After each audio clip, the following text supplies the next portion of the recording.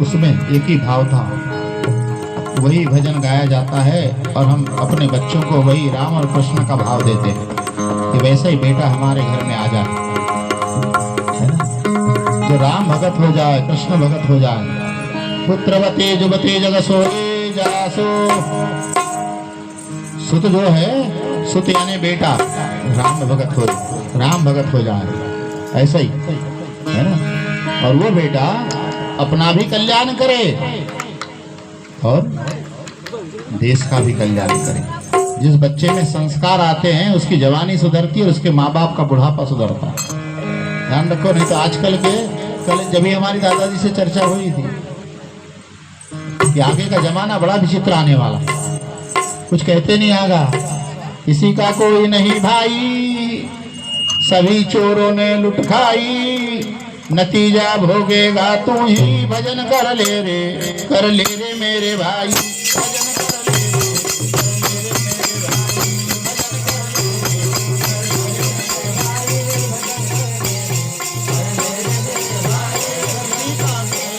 किसी का कोई नहीं भाई,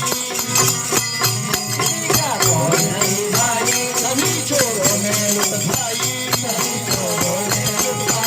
नतीजा भोगेगा तू ही, भजन कर ले रे मेरे भाई, भजन कर ले रे मेरे भाई, भजन कर ले रे मेरे भाई, भजन कर ले रे मेरे भाई, भजन कर ले रे। छोड़त रे पीछे चलना रे प्यारे, लुटेंगे एक दिन तुझको रे, बड़ा है धोखा, धोखा भाई मेरे, बड़ा है धोखा, धोखा भाई मेरे, लगा है धोखा, ये प्यारे लुटेंगे एक दिन तुझको रे, बड़ा है धोखा, धोखा है भाई, बड़ा है धोखा। ये सारा नहीं संतों की पूजा कोई, नहीं संतों की पूजा कोई, मस्त रात में तू ही, मस्त रात में तू ही, तुझको फिक्र नहीं आई, तुझको फिक्र नहीं आई, फजुल के फिरे भाई मेरे, फजुल के फिरे भाई मेरे, छोड़ के पीछे सबका चलना रे, लुटेंगे तुझको रे, बड़ा है धोखा, धोखा भाई मेरे,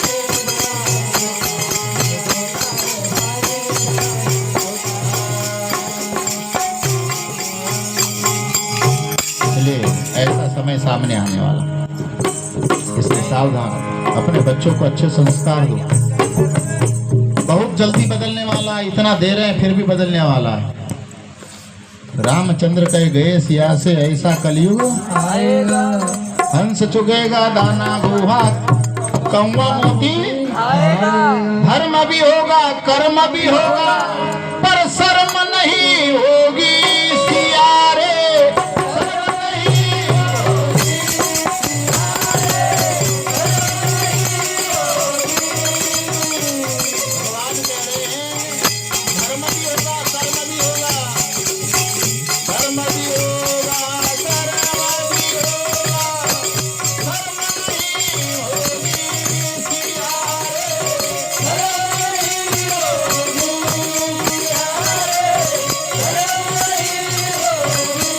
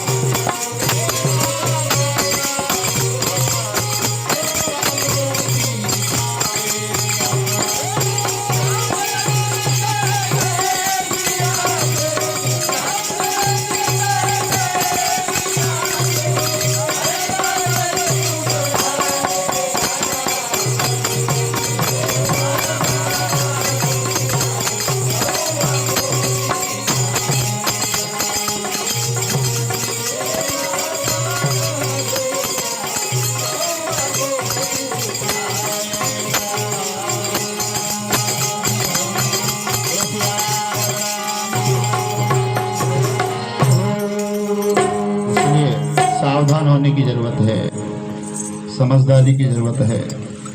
जीवन बड़ा मुश्किल से मिला है, बड़े भाग्य मानुष तन सुर दुर्लभ सदग्रंथन। साधन धाम मोक्ष कर द्वारा, पाई न तिन परलोक सवारा। ये मोक्ष का साधन है, वो मोक्ष की धाम तक जाने का। ये मोक्ष धाम नहीं है जहाँ तुम मैये जलाते हो, इसका नाम है सवदाह केंद्र। सवदाह, शव को दाह करने का, जलाने का। शव यानी मुर्दा। और मोक्ष धाम नहीं है, मोक्ष तो जीते जी होता है, मरने के बाद नहीं। इसलिए मनुष्य शरीर जीते जी मुक्ति पाने का साधन है मोक्ष धाम। ये मनुष्य शरीर ही मोक्ष धाम है। इस शरीर को ही कहा है साधन धाम मोक्ष करि द्वारा। ये साधन है, इसी साधन से कौन से धाम, मोक्ष के धाम तक ये जीव पहुंच जाएगा। और जीव वहां तक पहुंचने के लिए इसने मनुष्य शरीर धारण किया है। आप सबको मनुष्य शरीर मिला है। यहाँ कोई 70 साल के हैं, कोई 80 साल के हैं, कोई 60 साल के हैं, है ना। और कोई अभी 27 दिन का है, महीने भर का है। इसलिए जन्मदिन मनाना, और जन्मदिन ऐसा केक काट के नहीं मनाना। जन्मदिन मनाने की रीति है, और जन्मदिन मनाने की हमारी हिंदू सभ्यता की रीति से जन्मदिन मनाना चाहिए। ये जो आज वो सजाने के लिए बैलून कहे थे ना, जन्मदिन में इसको फोड़ते हैं। और दिया, आज का जो दिया जलाते मोमबत्ती, उसको बुझाते हैं। ये तो कैंडल जो जलाना के बुझाना का मतलब क्या हुआ, दीपक बुझाना। और दीपक हमारा बुझता नहीं, हमारा भाव रहता है कि दीपक सदा जलना चाहिए। ये पाश्चात्य संस्कृति है, कैंडल बुझाने वाली। ये सब, ये काम नहीं करना चाहिए, दिया जलाना चाहिए। इसलिए जन्मदिन कैसा मनाओ, जैसे इस बच्चे का पहला जन्मदिन मनाया जाएगा तो एक दिया छोटा बनाया जाएगा और एक दिया बड़ा। तो छोटा दिया उसके माता पिता जलाएंगे, और बड़ा दिया जो गांव में सबसे बड़ा व्यक्ति होगा उम्र में, अधिक उम्र का, उसको बुला के बड़ा दिया जलाया जाए। उस व्यक्ति को नया कपड़ा दिया जाए, जो भी बने, जैसा बने, उसको अपने घर भोजन कराया जाए। शाम को जब वो अपन जन्मदिन मनाएंगे, बर्थडे नहीं, जन्मदिन मनाएंगे। और जन्मदिन जब मनाएंगे उसमें 2 दिया बना के, छोटा दिया माता पिता जलाएंगे, बड़ा दिया बुजुर्ग जलाएगा। और वो अपने बराबर हम उम्र देगा, ऐसा आशीर्वाद देगा। दीर्घायु भव, विद्यावान भव, आयुष्मान भव, चिरंजीवी भव। और हम क्या कहते हैं, हैप्पी बर्थडे। ऐसा ऐसा नहीं,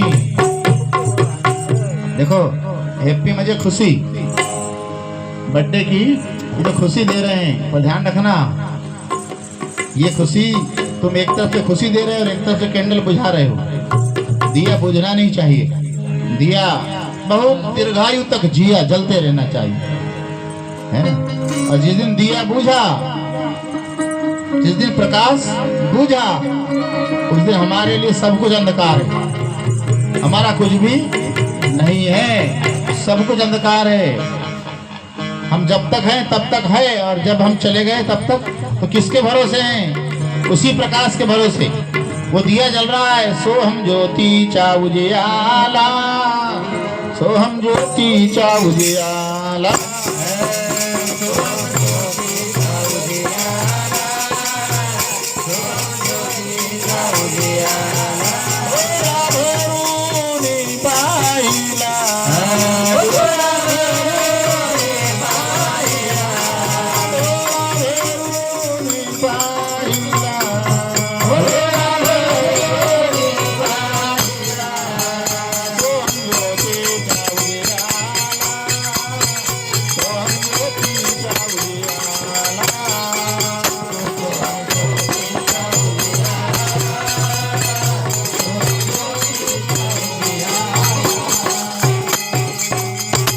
की ज्योति हमारे अंदर जल रही है, और जिस दिन ये ज्योति बुझ जाएगी ना, खत्म हो गया तेल दिया का, आया बुलावा मेरे पिया का। सोहम की ज्योति, आत्म ज्योति यदि बुझ जाएगी तो फिर सब कुछ जीरो हो जाएगा। इसलिए उस आत्म ज्योति का अनुभव करो। कबीर जी कहते हैं, झिलमिल झिलमिल निस दिन चमके, झिलमिल झिलमिल निस दिन चमके, जैसे हीरे मोती, अरे जैसे हीरे मोती नजर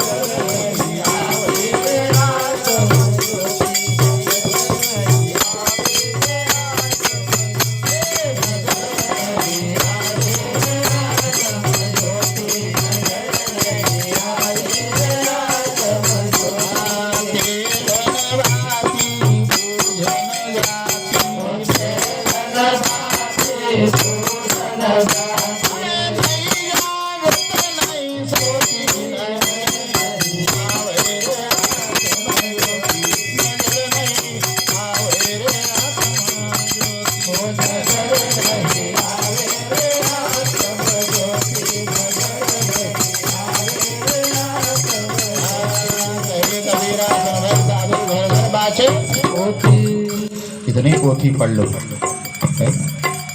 इसलिए आत्मज्योति का अनुभव करो, और वही आत्मज्योति हमारा अपना तत्वदर्शी विषय है, वही हमारा ईश्वर है, वही हमारा भगवान है, ऐसा जान के। देखो गुरु कोई शरीर नहीं होता, गुरु क्या है? तत्व ज्ञान गुरु है ना। गुरु कोई शरीर नहीं होता, गुरु उस प्रकाश को दे देता। लाइनमैन है गुरु। तुम्हारे घर अंधेरा है, लाइट नहीं है, लाइनमैन का काम क्या है? तुम्हारे घर करंट लगा देना, लाइट लगा देना। बोलो अब तुम्हारा काम है स्विच ऑन करो और ऑफ करो, ये तुम्हारा काम है। लाइनमैन आज यहाँ है, कल कहाँ जाएगा कोई भरोसा नहीं। बस तुम अपने प्रकाश में मस्त रहो। ज्योतिचा प्रकाश पाहिन तुझे पाए। ऐसा भाव, और ऐसा भाव जीवन में आ जाए तो एक प्रकाश का पुंज ही है। हमारा बेटा हमारे लिए सब कुछ है, ध्यान रखना। इसलिए बेटे को अच्छे से अच्छा संस्कार दो। तुम्हारा इस संसार की सबसे बड़ी दौलत है तुम्हारा अपना बेटा, इस संसार की दौलत है, और उसको ऐसा सिखाओ। बहुत से लोग क्या कहते हैं, तुम्हारी शादी कितने साल हुए? शादी हो? लगभग 31 साल। शादी को कितने साल हुए? 1 साल। 1 साल शादी को हुए। शादी कितने साल में हुई? लगभग 30 से 31 30 साल। साल में शादी हुई। अरे 30 साल में मान ले, 30 साल में शादी हुई। 1 साल पत्नी को आने हुआ, एक बच्चा होने को 1 साल लग गया, उसके बाद अलग हो गए। उसके बाद क्या हो गए? अलग हो गए। पति पत्नी माँ बाप से अलग हो गए। अब माँ बाप से अलग हुए और बाप रोते आया हमारे पास कि गुरुजी क्या बताएं, लड़का तो खोटा निकल गया। कैसे? बोले बहू आई, साल भर रहे और अलग हो गए। तो हमने कहा लड़का खोटा नहीं है, खोटा तू है। बाप को कहा क्यों, मैं क्यों खोटा हूँ? कितने साल पाला लड़के को? बोले 30 साल। 30 साल और बहू कितने साल? 1 साल। तो 1 साल का संस्कार तेरे 30 साल से बड़ा हो गया। 30 साल का संस्कार कहाँ और 1 साल का कहाँ? इसका मतलब है कि तेरे संस्कार इतने कच्चे थे कि बहू के 1 साल के संस्कार 30 साल के संस्कार पर भारी पड़ गए। नहीं तो 30 साल का संस्कार और बहू 1 साल की जीत के ले जा ले, ऐसा हो नहीं सकता।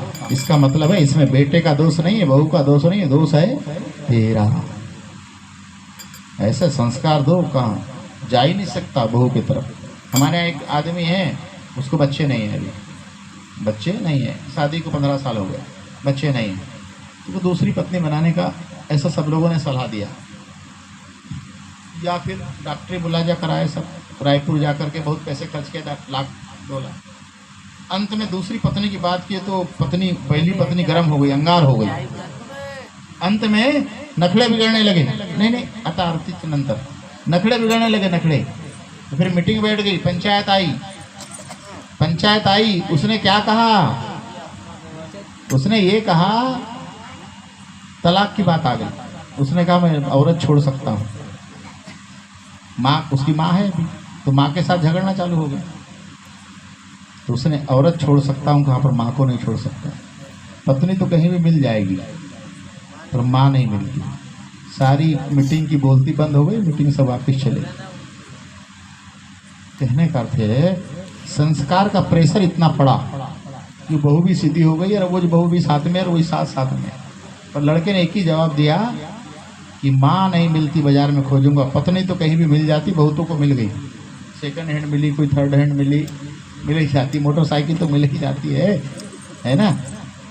इसलिए संस्कार इतने ऊंचे हो जाएं कि जीवन में फिर पीछे लौट करके देखना पड़े। इसलिए किसी को दोष मत दो, अपने स्वयं को दोष दो। जीवन में संस्कार से बढ़ के कुछ नहीं है। कैसा जीना मनुष्य के लिए तो बहुत कम लगता है। किसी को छोटा गिरना, हम लोग ज़्यादा परेशान किसी को क्रोधने में, किसी की ईर्षा में परेशान, ईर्षा करते हैं, क्रोध करते हैं। देखो एक लाइन खींच दिया, एक लाइन खींची, एक मास्टर ने एक बच्चे का लाइन खींचो, उसने एक लाइन खींच दिया, अब इसको छोटी करो बोले। इसको क्या करो? छोटी करो। छोटी करने के लिए वो मिटाने लगा रबर से। बोले नहीं इसको छेड़ो मत, उसको हाथ नहीं लगाना, वो जैसी की वैसी है, पर उसको छोटी बताओ, छोटी करके बताओ। उसके समझ में नहीं आ रहा, छोटी करने के लिए उसको वो मिटाने लगा। बोले नहीं उसको छेड़ो मत, वो जैसी की वैसी है, उसको छोटी बताओ। उसने क्या किया? बाद में समझ में आई, उसके सामने एक बड़ी लाइन खींच दी, उसको नहीं छेड़ा, उसके बाजू में एक बड़ी लाइन खींच दिया, वो लाइन छोटी हो गई। इसका अर्थ क्या हुआ? संसार को मत सुधारो, संसार को सुधारो मत, किसी को छोटा भी मत देखो, खुद अच्छे कर्म करो, बड़े बन जाओ, छोटा अपने आप हो जाएगा।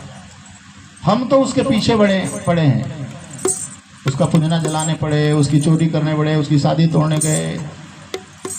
नहीं, किसी को छोटा दिखाना है तो स्वयं ऐसे कुछ कर्म करो कि तुम्हारा बड़ापना सामने आ जाए, वो अपने आप छोटा हो जाएगा। सिद्धांत ऐसा। इसलिए परमात्मा विशाल है, ऐसा बोलना भी पाप है। मेरे शरीर में परमात्मा है, मेरे शरीर में आत्मा है, मेरे शरीर में ईश्वर है, ऐसा बोलना पाप है। क्यों? मेरे शरीर में ईश्वर है ऐसा आपने कहा, तो ईश्वर छोटा हुआ कि शरीर छोटा हुआ? ईश्वर छोटा हुआ। मेरे शरीर में ईश्वर है, इसका मतलब मेरा शरीर बड़ा है और ईश्वर छोटा है। मेरे शरीर में ईश्वर नहीं है, ईश्वर में मैं हूँ, ईश्वर में मेरा शरीर है, ईश्वर में मेरा निवास है, ये कहना सहज है। पर बहुत से लोग कहते हैं मेरे शरीर में आत्मा निवास करती है, मेरे शरीर में आत्मा निवास करती है, मतलब शरीर का क्षेत्रफल बड़ा है और आत्मा का क्षेत्रफल छोटा है। नहीं, शरीर तो इतना कमजोर है, इतना कमजोर है, छोटे सी अटैक आया, छोटा सा अटैक दिया हमने, चाहे फांसी लगा के दें, चाहे सुसाइड करके दें, छोटा सा अटैक दिया तो शरीर गया। छोटा सा अटैक, अटैक का मतलब है प्राण को रोक देना। किसी भी कारण से प्राण रुक गए, शरीर अटैक हो गया। इसलिए सावधान। परमात्मा विशाल है, उसकी ये विशाल माया है। हमको संसार को ठीक नहीं करना है, स्वयं ठीक हो जाना है, संसार ठीक हो जाना, स्वयं ठीक हो जाओ, स्वयं को सुधार लो। और जिसने स्वयं को सुधार लिया वही भगवान। इस संसार में वही पूजनीय है जो स्वयं को सुधार ले, स्वयं के स्वभाव को सुधार ले, वही पूजनीय है। जब एक व्यक्ति अपने मुंह में तंबाकू डाल रहे थे, डालने का बड़ा तरीका था, और उसी व्यक्ति से बाबा जी ने भी थोड़ी सी मांगे, थोड़ी सी दे दो। बोले मेरे को, मैं खाता तो नहीं पर थोड़ी सी ले लेता हूँ। इन्हें थोड़ी सी लिया, उसने क्या किया, मैं देखा उसके पास वो प्लास्टिक का तो था ही वो मटेरियल, उसके बाद छोटी सी एक कागज़ का टुकड़ा लिया, उससे उस टुकड़े को मैं उसमें टुकड़े को भरा, उसने मुंह को टेढ़ा किया, ऐसा साइड में गिराया, और इतनी मस्ती से एक बार नहीं, दो बार नहीं, 3 बार डाला, जैसे प्रसाद 3 बार लेते हैं वैसा। इसलिए पाप करते समय तो अच्छा लगता है, पर उसको जब भरते हैं, अनावश्यक वस्तुओं का उपयोग न करो, आवश्यक वस्तुओं का उपयोग करो, अनावश्यक वस्तुओं को त्याग दो, उससे सुंदर और जीवन सरल हो ही नहीं सकता। इसलिए धन हमारे पास बहुत है, खर्च करने के लिए शरीर नहीं है, शरीर सादा मांगता है। शरीर क्या मांगता है? सादा। आज जैसे मसाले की सब्जी खाई, रोज खा के बताओ जरा, रोज खाना, 8 दिन में तुम्हारी ऐसी नहीं हुई तब कहना। आपको बताएं, कभी कभी दाल भटा इतना सुंदर लगता है कि सारे निष्ठान एक तरफ है ना। अंबाड़ी की भाजी दाल में डाल लो, पेट भर खाता है आदमी। शरीर सादा मांगता है। अभी इतने बड़े महंगे महंगे कपड़े पहने हो ना, कब तक? जब तक दुल्हन विदा होती है तब। जैसे दुल्हन विदा हुई कि अपने आ गए लोअर टी शर्ट, ठीक है, उसमें मजा ही नहीं है। कब कब फेंको। आप अभी अच्छे कपड़े पहन के बाहर जाते हैं रिश्तेदारी, वापिस जैसे सबसे पहला काम है कपड़े उतारना। इसका मतलब क्या हुआ? शरीर क्या चाहता है? सादा। शरीर सादा चाहता है, हल्का चाहता है, और वो सादे की कीमत लगाओगे तो बहुत कम कीमत है, बहुत कम कीमत है। इतना पैसा बचेगा, ढंग से पैसा बच जाएगा तुम्हारे पास। इतना सोना पहनने की जरूरत है? जब मैंने देखा एक भाई को बड़े बड़े झुमके पहनते हैं, ये रोज घर में पहनते हैं, कहीं जाते हैं तब पहनते हैं, और उसके बाद फिर अब उतना कीमती झुमका पहना है, तो भाई पल्ला डालती, तो देखा मैंने पल्ला डालने के बाद ऐसा डाली तो दब गया, उसकी कोई वैल्यू नहीं है। पल्ला डालने के बाद ऐसा करती है।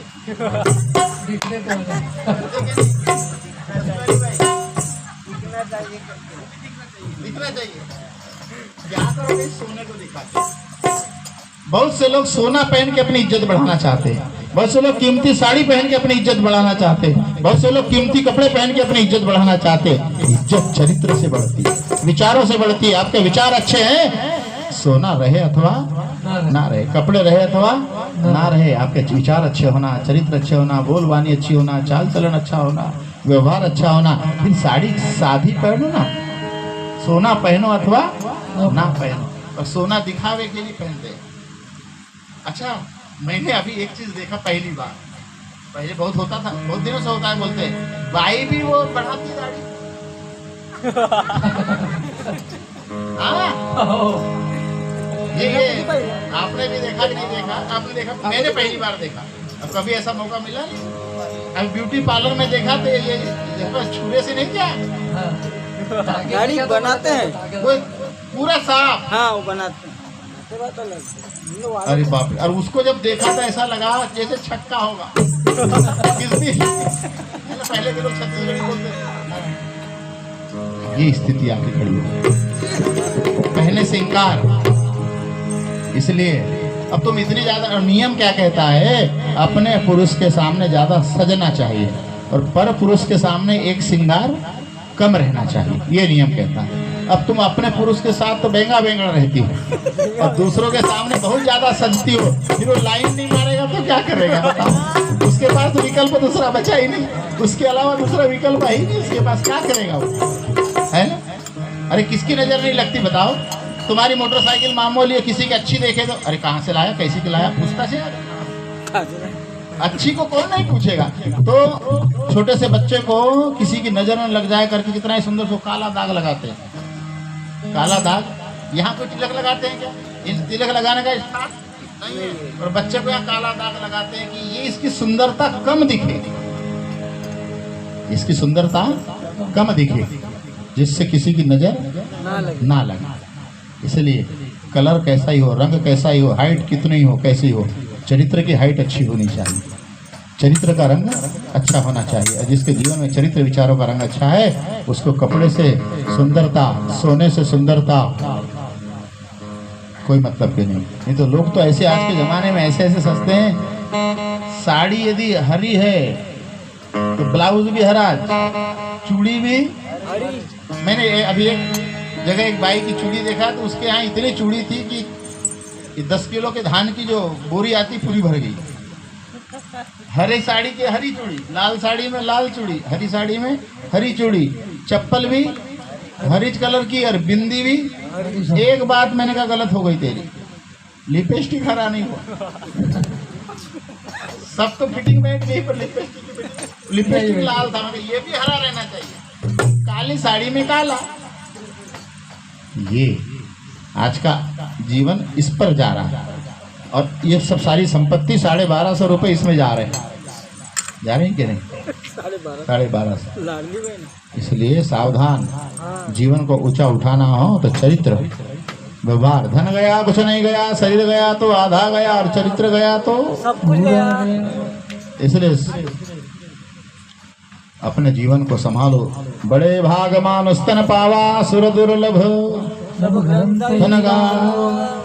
साधन धाम मोक्ष करि द्वारा, पायन तिन परलोक सवारा। ऐसा आज का प्रसंग भार्गव जी के इस जन्म पर, इसकी खुशी में और इसके आनंद महोत्सव पर ये प्रसंग आज रखा गया। आज मूल का 27 दिन के मूल का आज यहाँ से विलुप्त का भाव हुआ। उसके बाद में वार्षिक का कार्यक्रम, भोजन प्रसादी का और सत्संग प्रवचन का कार्यक्रम, यही इसको अपन समापन करते हैं।